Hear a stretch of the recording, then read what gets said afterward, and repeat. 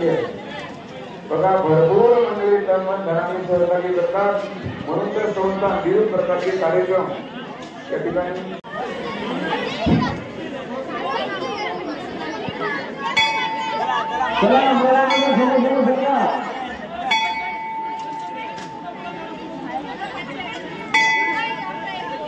कुंडली वरदारी विठ्ठल श्री ज्ञानदेव तुकाराम पंढरीनाथ भगवान जय।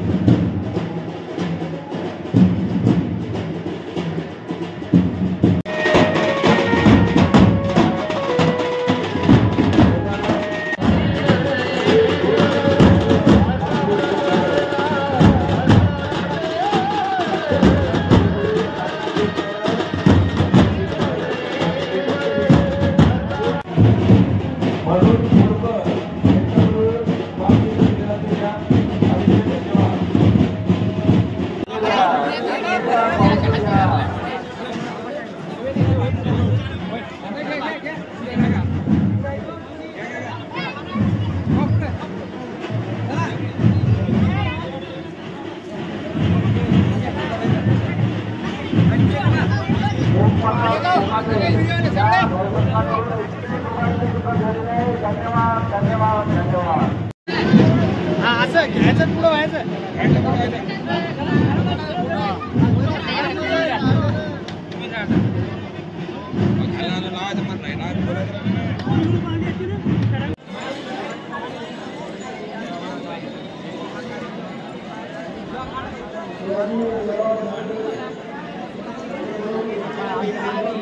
खास आपल्या दिंडीमध्ये अतिशय उत्कृष्ट गायनाचार्य आहेत। ते गायनाची सेवा देण्यासाठी आज खंडाळ्याहून इथं आलेले आहेत, त्यांचं सुद्धा हार्दिक स्वागत।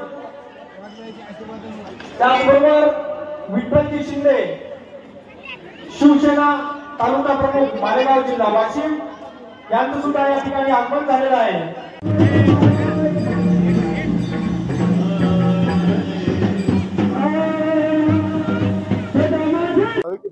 श्रद्धेने देवावर विश्वास ठेवून मनाभावातून भक्ती करतात। त्यांचे बरेच नवस पूर्ण झालेले आहेत।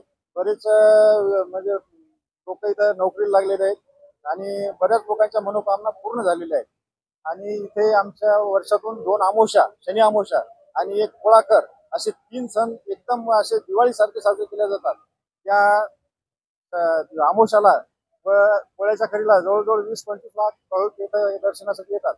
त्यांचा थोडे आमचा आता तीर्थक्षेत्रामध्ये क्रमामध्ये गेलेले आहे, परंतु आणखीन त्यांना सुविधा जेवढ्या पाहिजे तेवढ्या कमी आहेत। त्याकरता इथे एक भक्तनिवास व्हावा, इथं एक परिसरात ग्राउंड तयार व्हावं अशी आमची एक मनोकामना आहे आणि आम्ही ते करण्याचा प्रयत्न करत आहोत।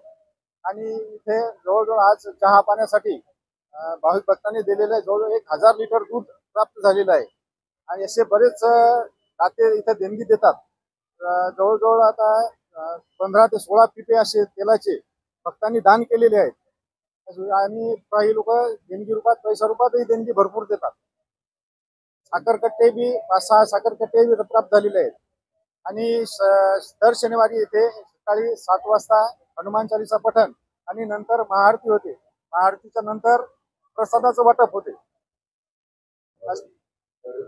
शनी मारुती दर्शन प्राप्त होई भक्तिमुक्ती संकटे निवारे पावे नवसाशी। नमस्कार माझ्या तया शनी मारुती।